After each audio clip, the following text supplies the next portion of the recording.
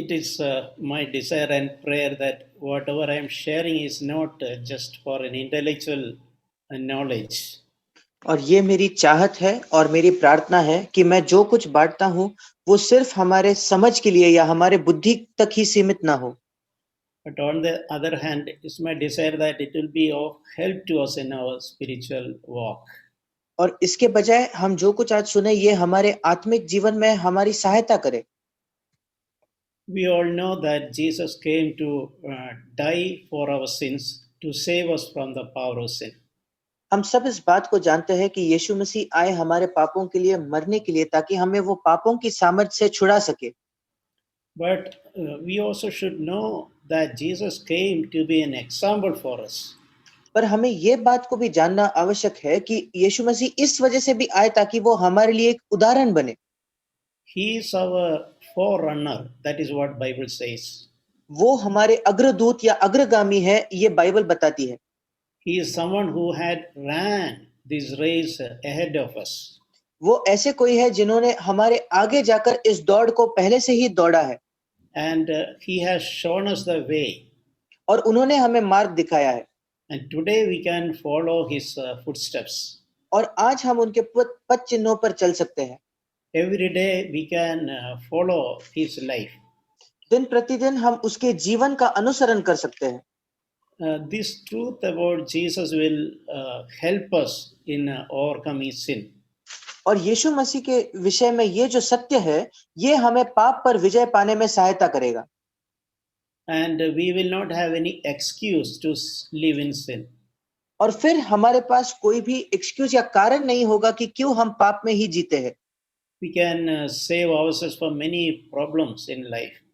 और जीवन में हम कई कठिनाइयों से और समस्याओं से अपने आप को बचा सकते हैं।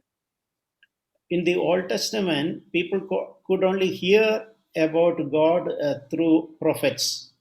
और पुराने नियम में लोग सिर्फ परमेश्वर के बारे में जो भविष्यद्वक्ता होते थे उनके द्वारा सिर्फ सुन पाते थे। But they could not follow many of them. पर वो कई भविष्यवक्ताओं के अनुसार अपना जीवन चल नहीं सकते थे। But in the New Testament, we can see God through the life of Jesus. पर नए नियम में हम परमेश्वर को यीशु मसीह के जीवन के द्वारा And we can follow him in our life and follow him as an example in our lives. और हम उसके पीछे चल सकते हैं हमारे जीवन में और हमारे जीवन के लिए हम उसको एक उदाहरण करके रख सकते हैं। If we can turn to Philippians chapter 2 verses 5 onwards. और अगर हम फिलिपियों की पत्री उसका 2 अध्याय और 5 वचन से आगे देखें तो we read there, have this attitude in yourself which was also in Christ Jesus. हम वहां पढ़ते हैं, जैसा मसीह यीशु का स्वभाव था वैसा ही तुम्हारा भी स्वभाव हो।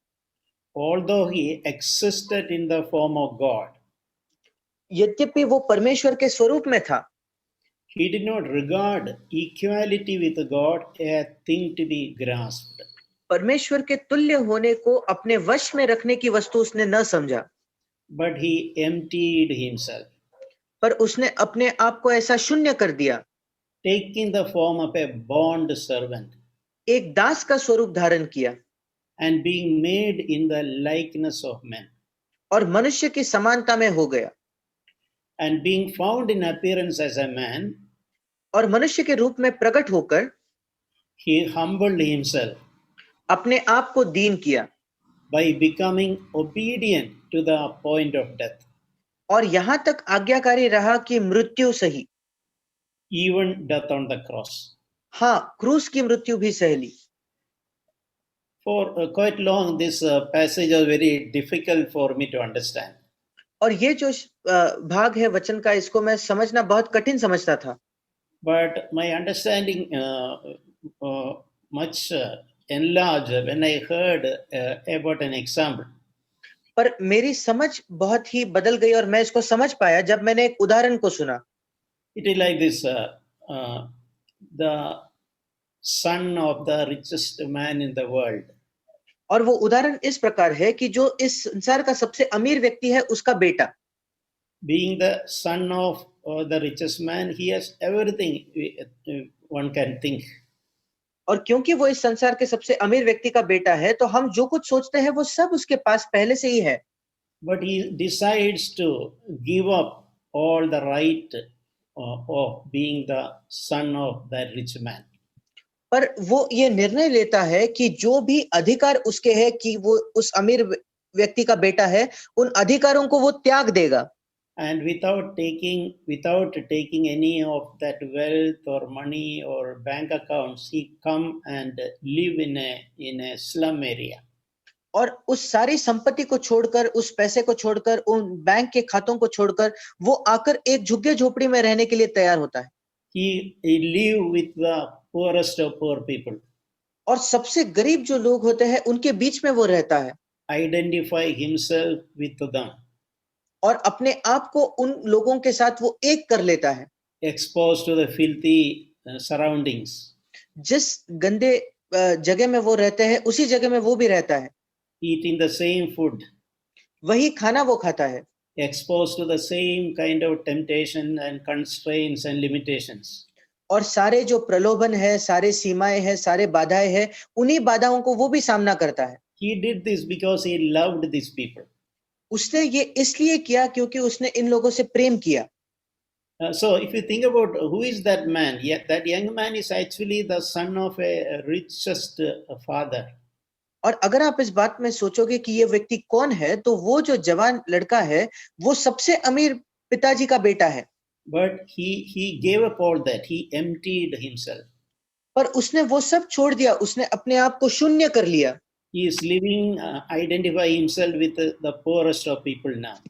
और वो सबसे गरीब लोगों में जीकर उनके साथ एक होकर जी रहा है। So when I heard that example, it was very easy for me to understand how Jesus gave up being the Son of God, and how he did not, he lived as a man without using the resources of God. और जब मैंने इस उदाहरण को सुना तो ये समझना मेरे लिए आसान हो गया कि कैसे यीशु मसीह जो परमेश्वर का पुत्र था वो एक मनुष्य का पुत्र बनकर जिया और सारे जो परमेश्वर होने के हक और अधिकार है उन हकों को बिना इस्तेमाल करके वो जिया। So then that understanding, then I can understand now. Jesus was exposed to my own temptation, my own circumstances, my own constraints. और ये जब मैंने समझ लिया तो फिर मैं इस बात को समझ गया कि यीशु मसीह ने भी मेरे जैसे ही परिस्थितियों को झेला, उसने मेरे जैसे ही सीमाओं को देखा। And then he lived an overcoming life. और उसके बाद वो एक विजयी जीवन जिया। Therefore I can also follow him. इसलिए मैं भी उसके पीछे चल सकता हूँ। From this passage we can see the glory of God is seen in the humility of Jesus. और इस वचन से हम देख सकते हैं परमेश्वर की महिमा ये यीशु मसीह की नम्रता में पाई जाती है। We read that he humbled himself to become a man like each one of us. और हम पढ़ते हैं कि उसने अपने आप को नम्र करके हम सबके जैसा वो एक मनुष्य बना। He did not born as a prince in a palace. वो एक राजमहल में जन्मा हुआ राजकुमार के समान वो जन्म लेकर नहीं आया। He was born in a poorest of poor family, and he was born in a manger. एक बेहद गरीब परिवार में उसका जन्म हुआ और उसका जन्म जो था वो गाय भैंसों के जगह पर हुआ। And none of us probably tasted that level of poverty. और शायद हम में से किसी व्यक्ति ने भी इतनी गरीबी अपने जीवन में नहीं देखी है। And he also identified with the sinners, and he was punished like a sinner on our behalf. और उसने अपने आप को पापियों के जैसा इतना बना लिया और वो सारे पापियों के जगह पर उसने खुद उस दंड को लिया। We read in Hebrews chapter 5 verse 7 onwards. इब्रानियों की पत्री उसका 5वां अध्याय उसके 7 वचन से आगे हम पढ़ते हैं। In the days of his flesh, यीशु ने अपने देह में रहने के दिनों में he offered up both prayers and supplications. उसने ऊंचे शब्द से पुकार कर और प्रार्थना की। With a loud crying and tears. और ऊंचे शब्द से पुकार कर और आंसू बहा कर उसने प्रार्थना और विनती की। To the one who was able to save him from death. उससे जो उसको मृत्यु से बचा सकता था। And he was heard because of his pity. और भक्ति के कारण उसकी सुनी गई। And in next verse we read, although he was a son, और अगले वचन में हम पढ़ते हैं, पुत्र होने पर भी, yeah, although he was a son of God, भले ही वो परमेश्वर का पुत्र था, he learned obedience from the things he suffered. उसने दुख उठा उठाकर आज्ञा माननी सीखी, Yeah. Then having been made perfect, और उसके बाद सिद्ध होकर he became to all of us, those who obey him, the source of eternal salvation. और सब आज्ञा मानने वालों के लिए सदा काल के उद्धार का कारण हो गया। So what we see is it is not an automatic thing for Jesus to be holy. और हम यहाँ क्या देखते हैं कि यीशु मसीह के लिए पवित्र होना ये कोई अपने आप से होने वाली बात नहीं थी। He trusted the Heavenly Father. उसने स्वर्गीय पिता पर भरोसा रखा। He also had struggles just like us. और आपके और मेरे जैसे ही उसके भी संघर्ष थे। So that is why it's written, he offered up prayers and supplications with a loud crying and tears. और इसलिए लिखा है कि ऊंचे शब्द से पुकार पुकार कर और आंसू बहा बहा कर उसने प्रार्थनाएं और विनती की। And every situation God the Father answered it. और हर परिस्थिति में परमेश्वर पिता ने उसको उत्तर दिया। And he worked hard to obey God and to be in obedience to God the Father. और परमेश्वर की आज्ञाएं मानने के लिए और परमेश्वर के आज्ञाओं के लिए आज्ञाकारिता में जीने के लिए उसने कड़ी मेहनत की। So we can understand, if Jesus had to pray with a loud crying and tears, how much more we also should learn to trust God in crying and tears. और इस बात से हम समझते हैं, अगर यीशु मसीह को भी परमेश्वर के सामने ऊंचे शब्द से रो रो कर प्रार्थना और विनती करनी पड़ी, तो उससे कितना अधिक हमें भी परमेश्वर की ओर प्रार्थना और विनती करके भरोसा व्यक्त करना होगा। That means we have no excuse in any situation. इसका मतलब किसी भी परिस्थिति में हमारे पास कोई बहाना नहीं है। We cannot say that in a situation Jesus was God, so it was easy for him, but I am a man. हम कभी भी ये नहीं कह सकते कि यीशु मसीह के लिए तो यह आसान था क्योंकि वो परमेश्वर था, मैं तो एक मनुष्य हूँ। But if we humble ourselves and cry before God in every situation, we can also receive grace and we can also be a conqueror. पर अगर हम नम्र होकर हर परिस्थिति में परमेश्वर के सामने अनुग्रह के लिए पुकारे, तो हम भी अनुग्रह प्राप्त कर सकते हैं और हम भी जयवंत हो सकते हैं। So this is an example for us as an encouragement, as a challenge also. और ये हमारे लिए एक उदाहरण है, एक प्रोत्साहन के तौर पर और एक चुनौती के तौर पर। So that I heard many people saying that Jesus was God, but I am like a human being. मैंने कई लोगों को ये कहते हुए सुना है कि यीशु मसीह तो परमेश्वर था, मैं केवल एक मनुष्य हूँ। And taking all kind of excuses, and we excuse ourselves and continue in sin. और ऐसे सारे बहाने बनाकर हम अपने आप को अलग मानकर हम पाप में ही जीते हैं। A strong, sincere desire is missing. और एक तीव्र इच्छा की कमी है। Just like in humility with crying and tears, we are not trying to seek God for grace. और नम्रता में और रो रो कर विनती करके हम परमेश्वर की खोजी नहीं हो रहे अनुग्रह के लिए। So instead, if you try for excuses, we will fail and we will not be conquerors. और इसके बजाय अगर हम सिर्फ बहाने ढूंढे तो हम असफल ही होंगे और हम कभी भी विजय नहीं पाएंगे। Hebrews chapter 4:14. इब्रानियों की पत्री 4 अध्याय 14 वचन। It says that 15. 15 वचन। We do not have a high priest who cannot sympathize with our weaknesses. क्योंकि हमारा ऐसा महायाजक नहीं जो हमारी निर्बलताओं में हमारे साथ दुखी न हो सके। So this is a strong encouragement for us again. और ये हमारे लिए फिर एक बार एक बड़ी प्रोत्साहन की बात है। When we remember that Jesus is always looking us with sympathy. जब हम इस बात को देखते हैं कि यीशु मसीह हर समय हमारी ओर सहानुभूति से देखता है। He's not just waiting us to fall and to find a mistake with us. वो सिर्फ इस बात की प्रतीक्षा नहीं कर रहा कि हम कभी गिरेंगे और फिर वो हमारी गलतियों को दिखाएगा। He is tenderly looking at us with sympathy, वो बड़ी कोमलता से हमारी ओर सहानुभूति से देखता है and he is able to sympathize with our weaknesses और हमारी निर्बलताओं से वो सहानुभूति रख सकता है, because he has passed through the struggles in his own life. क्योंकि उसके अपने जीवन में उसने उन्हीं संघर्षों का सामना किया है। So in that verse it says that he has been tempted in all points as we are. और उस वचन में लिखा है कि वो सब बातों में हमारे समान परखा गया। So this verse says that Jesus was exposed. He endured the kind of typical temptation we all were tempted. We all are being tempted. और इस वचन में लिखा है कि यीशु मसीह उन सारे प्रलोभनों में से होकर गुजरा। उसने उन सारे प्रलोभनों को देखा जिनको हम भी देखते हैं। But that is not the end of the story. पर वही कहानी समाप्त नहीं होती।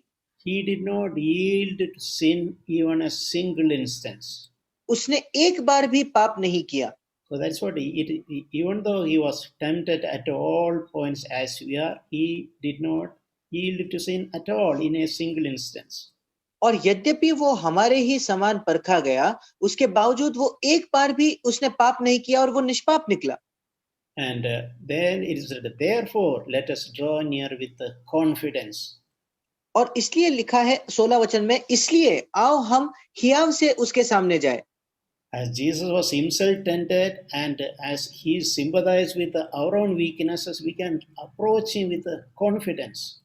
क्योंकि यीशु मसीह हमारे ही तरह परखा गया और वो हमसे सहानुभूति रखता है, इसलिए हम हियाव बांधकर उसके सामने जा सकते हैं।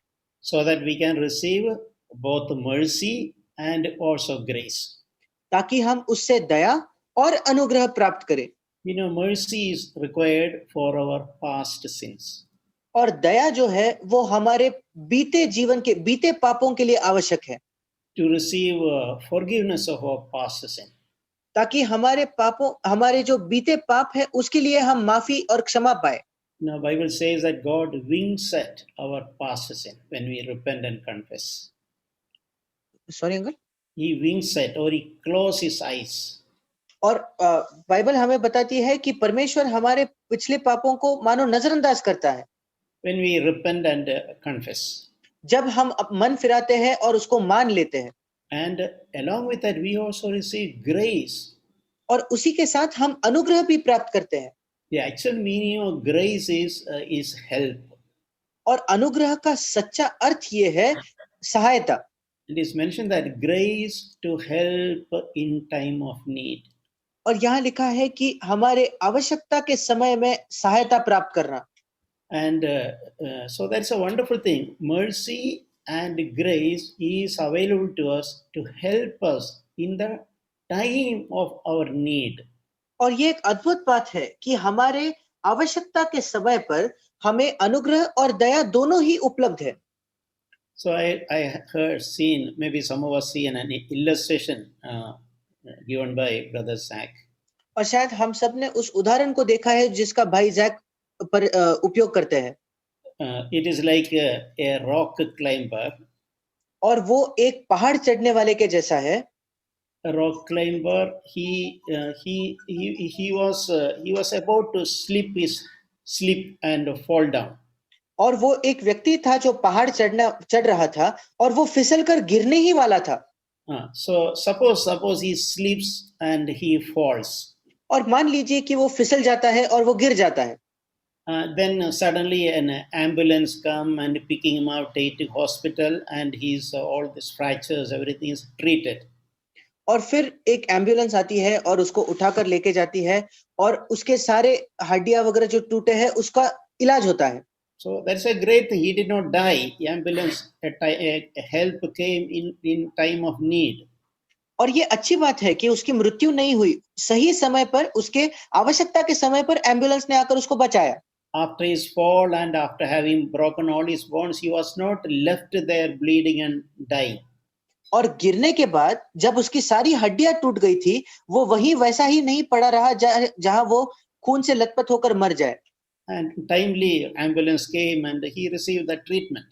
और सही समय पर एम्बुलेंस आई और उसको इलाज मिला। So that is like a mercy, और ये है दया।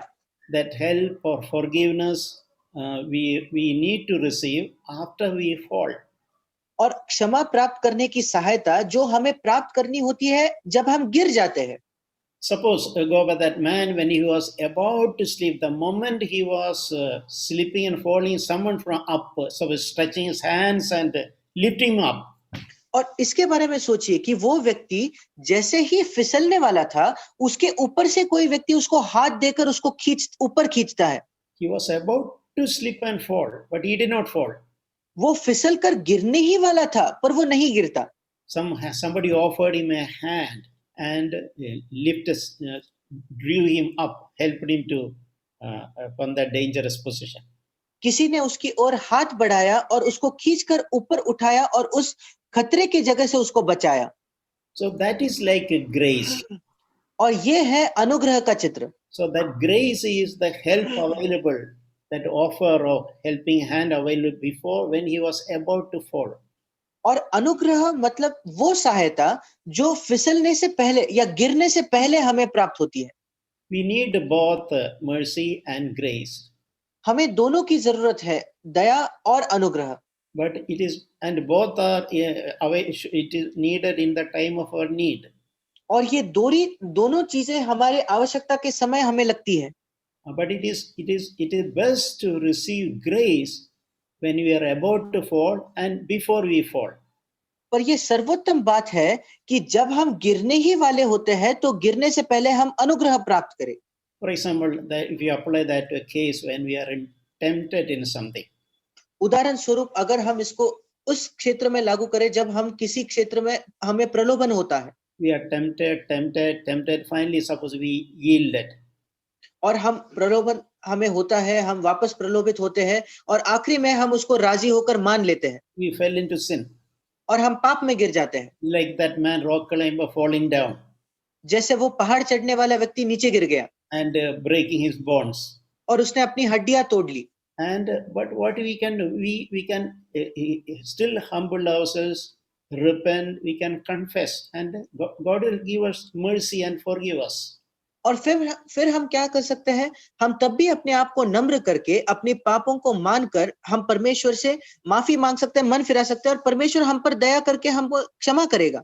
And God will restore us and justify and sanctify us. और परमेश्वर हमें पुनर्स्थापित करेगा, वो हमें धर्मी ठहराएगा और हमें शुद्ध करेगा। But on the other hand, when we are tempted and about to yield to the temptation, पर दूसरी ओर जब हम परखे जाते हैं, प्रलोभित होते हैं और जब हम पाप में गिरने ही वाले होते हैं, suppose we humble us, we cry out to God with our humbling us, Lord, I really need your help. Just like Peter, when he was about sinking, he cried out to Jesus. और अगर हम उस समय नम्र होकर परमेश्वर से मांगे, प्रभु मुझे तेरी अभी सहायता की आवश्यकता है, जैसे पतरस जब डूबने ही वाला था उसने पुकार कर यीशु को बुलाया। And God gives His grace, and we don't fall, we don't yield to sin. और परमेश्वर उसके अनुग्रह को देता है और उसके वजह से हम गिरते नहीं और हम पाप में नहीं पड़ते। It's like that rock climber, instead of falling down and breaking bones, he is with that great help available. He hold the hand available and escape from being fallen. और ये उस पर्वत चढ़ने के व्यक्ति के समान है जो गिरने ही वाला होता है, पर उसके ऊपर से जो उसको सहायता मिलती है, एक हाथ आकर उसको उठाता है, उसको उस सहायता को वो लेता है। Now that's a picture which we all can remember. That picture about the availability of grace when we are tempted. ये एक चित्र है जिसको हम सब याद रख सकते हैं कि जब कभी हम प्रलोभित होते हैं तब हमारे लिए अनुग्रह उपलब्ध है। I mean, as till we die, till we live in this flesh, we all will be tempted in all kind of situations. जब तक हमारी मृत्यु नहीं हो जाती, जब तक हम इसी देह में जीवित है, अलग अलग परिस्थितियों में हम सब परखे जाएंगे। But in every situation when we are tempted, what we must do is we humble ourselves and we should express our helplessness and we should seek God's help. पर हर प्रलोभन के समय हमें क्या करना है? हमें अपने आप को नम्र कर कर परमेश्वर के सामने हम बिल्कुल निर्बल और असहाय है इस बात को मान लेना है और परमेश्वर से अनुग्रह मांगना है। And when we humble ourselves, invariably we receive grace. और जब हम अपने आप को नम्र करते हैं तो हम हमेशा अनुग्रह प्राप्त करते हैं। And grace, as I mentioned, it is help. और जैसे मैंने कहा, अनुग्रह का मतलब है सहायता And help before falling. और गिरने से पहले मिलने वाली सहायता। And every time when we are tempted, we can receive that grace. और जब कभी हम परखे जाते हैं, हम उस अनुग्रह को प्राप्त कर सकते हैं। And no need of taking an excuse to say that I slipped and fell. और हमें कोई बहाना बनाने की जरूरत नहीं कि मैं फिसल कर गिर गया। We can always stretch our hands asking God to help us, and God will always help us before falling. और हम हर समय अपने हाथों को उठाकर परमेश्वर के सामने विनती कर सकते हैं और वो हर समय हमें गिरने से बचाएगा। So our desire in all temptation should be, instead of yielding to sin and then asking for mercy, we should be seeking grace and help so that we don't fall into temptation. और इसलिए हर प्रलोभन में हमारी चाहत यही होनी चाहिए कि पाप में गिरने के बाद परमेश्वर से दया मांगने के बजाय पाप में गिरने से पहले हम परमेश्वर से अनुग्रह मांगे और प्राप्त करें। Yeah, from that passage what we read in Hebrews 4, और इब्रानियों की पत्री उसके 4 अध्याय में जिन वचनों को हमने पढ़ा, what we read is Jesus was tempted like us in all forms. और हम वहां पढ़ते हैं कि यीशु मसीह हमारे समान सब बातों में परखा गया And yet he overcame in every situation. और इसके बावजूद उसने हर परिस्थिति में उसने विजय पाया। And that, remembering Jesus as a forerunner, we should take encouragement. और यीशु मसीह हमारा अग्रदूत या हमारे आगे जाने वाला दूत है, ये समझकर हमें प्रोत्साहन लेना है। We too can overcome temptation through the grace we receive from God the Father. परमेश्वर जो पिता, उसके द्वारा जो अनुग्रह हम प्राप्त कर सकते हैं, हम उसके द्वारा हम भी विजयी हो सकते हैं। As we read in Romans chapter 6 verse 15, when we have grace, जैसे हम रोमियो 6:14 में पढ़ते हैं, when we receive grace, जब हम अनुग्रह प्राप्त करते हैं, sin cannot have rule over us. तब पाप हम पर प्रभुता नहीं कर पाएगी। We know the example of Jesus in Matthew chapter 4. और हम यीशु मसीह के उदाहरण को जानते हैं जो मत्ती के 4 अध्याय में पाया जाता है। When devil tempted Jesus, जब शैतान ने यीशु मसीह को परखा और उसकी परीक्षा ली। it is said that Matthew chapter 4:1 onwards, और मत्ती रचित सुसमाचार 4 अध्याय पहले वचन से आगे, Jesus was led up by the Spirit in the wilderness to be tempted by the devil. तब आत्मा यीशु को जंगल में ले गया ताकि शैतान से उसकी परीक्षा हो। And after he had fasted for 40 days and 40 nights, he became hungry. वो 40 दिन और 40 रात निराहार रहा, तब उसे भूख लगी। So when he was in need, when he was hungry, that moment the devil came to tempt him. और जब वो जरूरतमंद था, जब वो भूखा था, उस समय शैतान आया उसकी परीक्षा लेने के लिए। Devil was trying to take advantage of his that physical need. और उसकी शारीरिक जो आवश्यकता थी, उस जरूरी का फायदा शैतान उठाना चाहता था। And what did the devil say? If you are the Son of God, command that these stones become bread. और शैतान ने क्या कहा? यदि तू परमेश्वर का पुत्र है, तो कह दे कि ये पत्थर रोटियां बन जाए। But Jesus resisted the devil, saying that man shall not live on bread alone. पर यीशु मसीह ने शैतान का सामना ये कहकर किया कि मनुष्य केवल रोटी ही से नहीं जीवित रहेगा, But man lives on every word that proceeds out of the mouth of God. पर मनुष्य उस हर एक वचन से जीवित रहेगा जो परमेश्वर के मुख से निकलता है। Then the devil took him to the city and stand him on the temple top. फिर शैतान उसको उस नगर के सबसे ऊपरी स्थान पर ले जाता है और मंदिर के कंगूरे पर खड़ा करता है। Then the second time also he tempted. और दूसरे बार फिर एक बार वो उसकी परीक्षा लेता है। If you are the Son of God, throw yourself down. यदि तू परमेश्वर का पुत्र है तो अपने आप को नीचे गिरा दे। And they will even misquoted a a Bible verse. और शैतान ने यहाँ तक कि परमेश्वर के वचन से एक वचन को गलत तरीके से बताने की कोशिश की। He quoted a verse saying that it is said that God will command angels concerning you to bear you up in their hands. और शैतान ने कहा क्योंकि लिखा है वो तेरे विषय में अपने स्वर्गदूतों को आज्ञा देगा और वे तुझे हाथों हाथ उठा लेंगे। And Jesus again resisted the devil, saying that you shall not put God, your God, to test. और यीशु ने फिर एक बार शैतान का सामना ये कहकर किया कि तू प्रभु अपने परमेश्वर की परीक्षा न करे। And a third time the devil tempted him. और तीसरे बार फिर एक बार शैतान उसकी परीक्षा लेता है। He took Jesus to a very high mountain उसने यीशु को एक बहुत ऊंचे पहाड़ पर वो ले गया and showed all the glory of the world.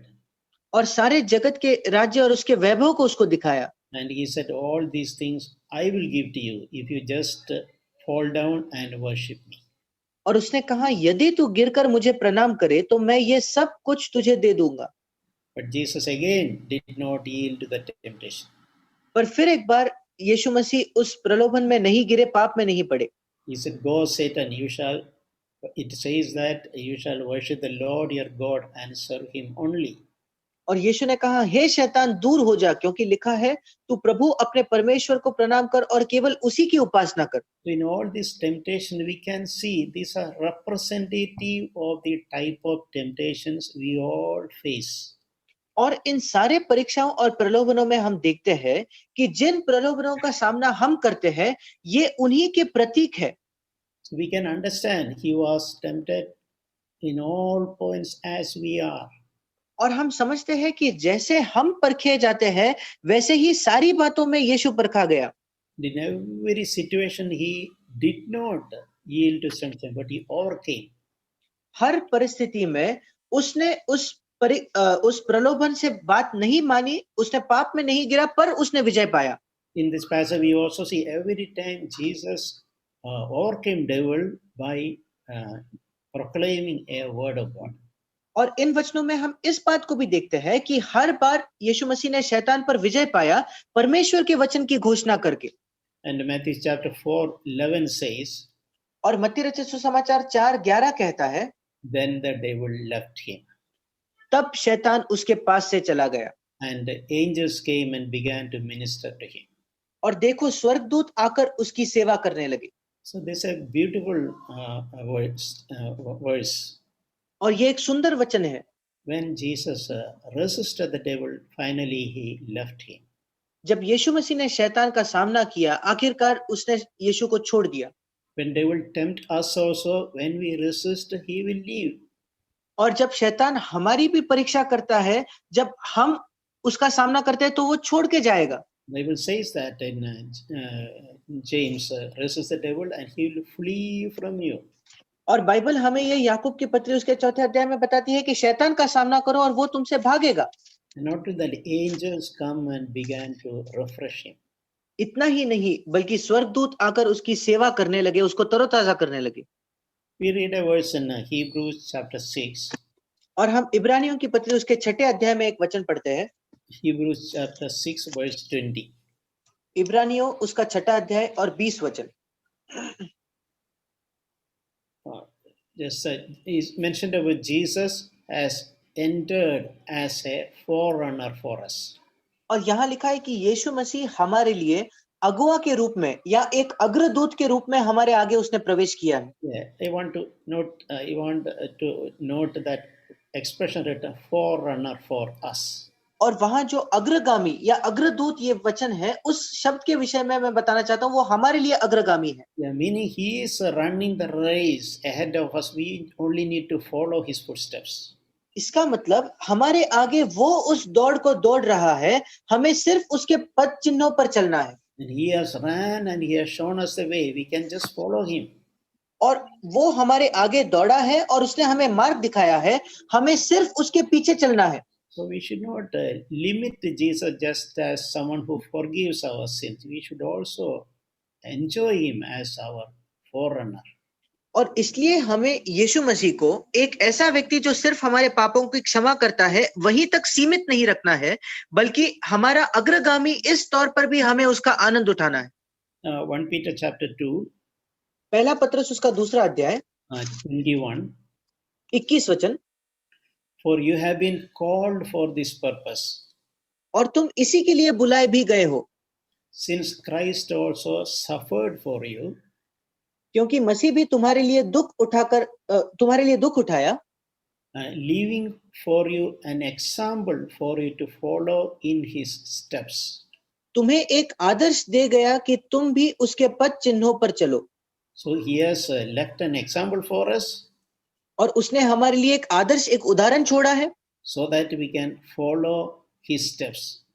ताकि हम उसके पद चिन्हों पर चल सके। You all know it's far easier when somebody is there. If we have a foreigner, someone who has ran ahead of us and he has left his footsteps, it is easy to follow him. हम सब जानते हैं कि फिर ये बात बहुत आसान हो जाती है अगर हमारे आगे कोई दौड़ के गया है और उसके अगर पद चिन्ह है तो उसके पीछे चलना बहुत आसान है। So in every situation in our life situation, we can also look for the footsteps of Jesus. और इसलिए हमारे जीवन के हर परिस्थिति में हम यीशु मसीह के पद चिन्हों को ढूंढ सकते हैं, And we can follow that footsteps. और हम उन पद चिन्हों पर चल सकते हैं। And verse 22 says, who committed no sin, nor was any deceit found in his mouth. और 22 वचन में लिखा है, न तो उसने पाप किया और न उसके मुंह से छल की कोई बात निकली। So in conclusion, Jesus wants us to take his yoke. और अगर इस सारे बातों का निष्कर्ष कहा जाए तो यीशु मसीह चाहता है कि हम उसका जुआ उठा ले। He said his yoke is easier and lighter to bear. और यीशु मसीह ने कहा कि उसका जुआ सहज और उसका बोझ हल्का है। By submitting us to Jesus' authority, we can learn humility and gentleness in our life.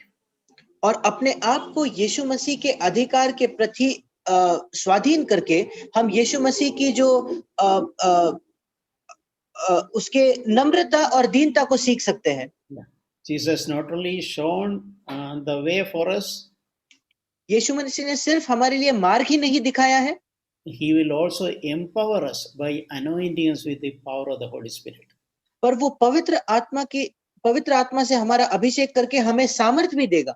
And we know God gives the Holy Spirit to those who are humble and not proud.